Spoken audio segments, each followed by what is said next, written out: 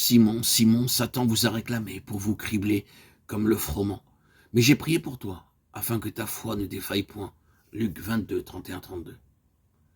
Or, les fils de Dieu vinrent un jour se présenter devant l'Éternel, et Satan vint aussi. Chapitre 2, verset 1. C'est à nouveau jour d'audience au ciel, et parmi les princes, les fils de Dieu, Satan se présente.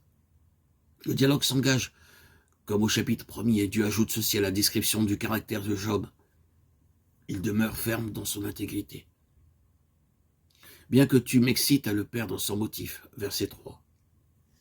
Devant le conseil, Dieu déclare que toutes les épreuves qui ont frappé Job l'ont frappé sans motif. Job a justifié la confiance que Dieu mettait en son intégrité et sa fidélité. Les insinuations du diable ne reposent donc sur rien, cependant Satan proteste. Il n'accepte pas la défaite. Tout ce qu'un homme possède, il le cède volontiers pour sa vie. Mais étends ta main, touche à ses os et à sa chair, et je suis sûr qu'il te maudira en face.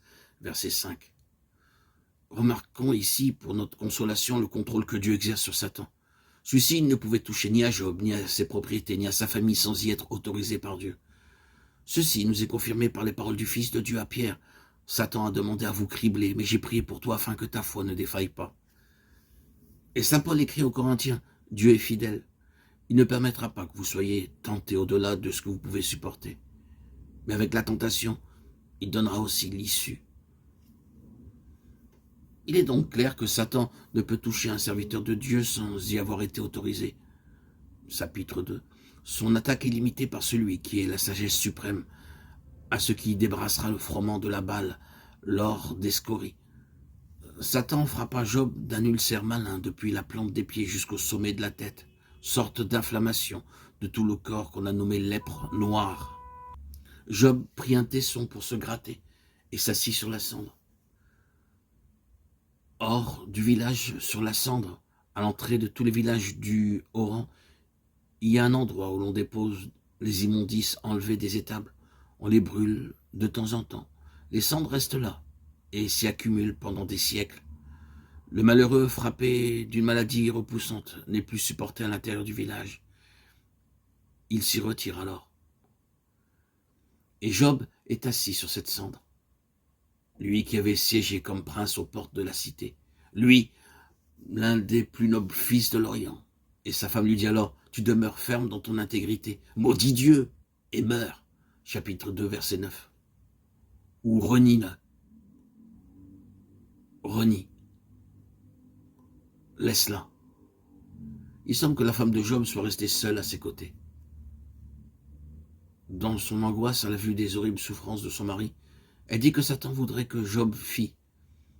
Le diable peut emprunter les lèvres des plus fidèles amis pour nous conseiller à l'heure de l'épreuve.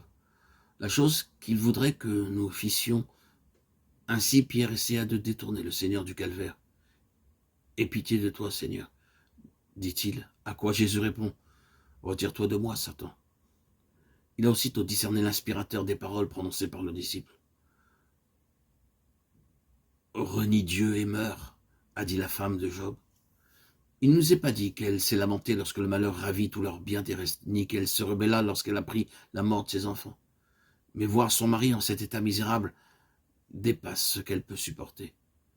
Est-ce ici le lot de celui qui a servi Dieu avec tant d'intégrité?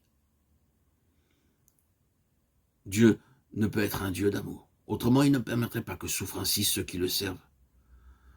Phrase souvent prononcée par de chers amis au chevet de serviteurs de Dieu, dans le creuset de l'épreuve et de la douleur physique.